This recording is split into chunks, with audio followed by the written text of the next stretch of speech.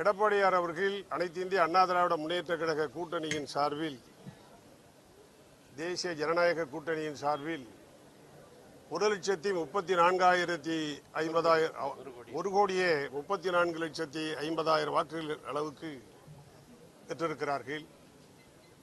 தனித்து அனைத்து இந்திய அண்ணா திராவிட முன்னேற்றக் கழகம் 47 சட்டமன்ற உறுப்பினர்களை பெற்றுக் கொடுத்தவர் எடப்பாடியார் அவர்கள். இந்த நிலையில் இன்றைக்கு காலையில் பேட்டி கொடுத்திருக்கிற கூட்டணியோடு 53 சட்டமன்ற உறுப்பினர்களை பெற்றிருக்கிறோம். தனித்து 47 சட்டமன்ற உறுப்பினர்களை பெற்றிருக்கிறோம். இன்று காலையில் பேட்டி கொடுத்திருக்கிற சி.வி. சண்முகம் அவர்கள்,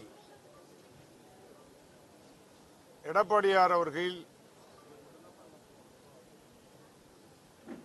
திராவிட முன்னேற்ற கழகத்தோடும் கூட்டணி பேசினார்கள், அதை பேசினார்கள், இதை பேசினார்கள் என்று அவதூறாக அறவே இல்லாத ஒரு செய்தியை அவர்கள் எடுக்கிற முயற்சிக்கு லாபம் சேர்க்கிற வகையில், கழகத்தவர்களை தம் பக்கம் ஈர்க்கிற வகையில் ஈர்ப்பதற்காக, சட்டமன்ற உறுப்பினர்களை தம் பக்கம் ஈர்ப்பதற்காக அவதூறான தவறான தகவலை தந்து கொண்டிருக்கிறார்.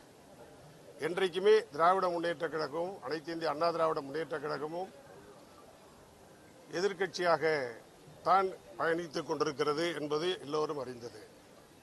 இதுதான் இன்றைக்கு இருக்கிற நிலை.